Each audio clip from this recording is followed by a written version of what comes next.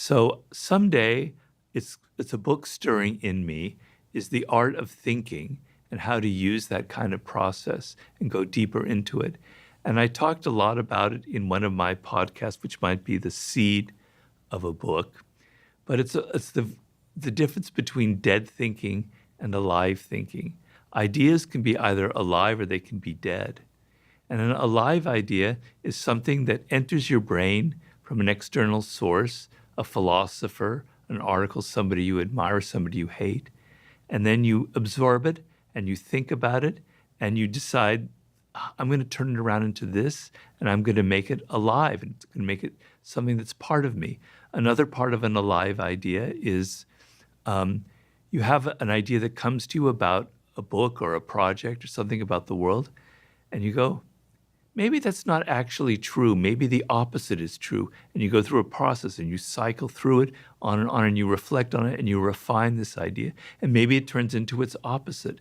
And through the process of reflecting and correcting and revising it, you turn it into something living, something alive within you, right?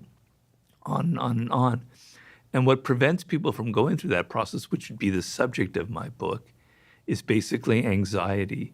Because I think how you handle anxiety is the most important kind of quality in life. It'll determine whether you will be successful, whether you will find your career path, or whether you won't be able to. I don't know if you can follow that idea at all. But anxiety is a signal to you that you don't understand something, that there's a problem out there that you can't resolve. And so what happens to most people if you're insecure is you glom onto something instant and easy to get rid of your feeling of anxiety. I don't understand this problem. Oh, it must be A. A must be the answer because this person said that, right? And so you don't develop the ability to think. You don't develop the ability to go to the next level. But if you take that anxiety and you go, all right, maybe A is an answer.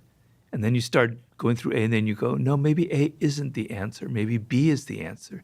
You're able to surmount your anxiety and go past it, come further and further and further. You don't rush for the first available answer that's out there, right? You're able to go through a process of refining things. And so in your career, if you're anxious for success, if you're anxious for money, you're going to make the wrong choices. But if you're able to deal with that anxiety and say, maybe I have to think more deeply about where I'm going, I have to come up with other alternatives, then you're going to make a much better choice, on and on and on. So if you're a creative person, it's very, very challenging to have that blank piece of paper before you, that book that you haven't written, that film or whatever. You're filled with a lot of anxiety and you have to deal with it. And if you're able to turn it into something creative and productive, then great things will happen. You'll create a masterpiece. So the ability to deal with anxiety and to not give in to the most instant gratification that you can get is, to me, a marker of somebody who will be creative and will invent something, as opposed to people who just recycle old and dead ideas. Amen to that. I was once told that, anxiety makes children of us all, and not in the positive sense of being childlike. Yeah.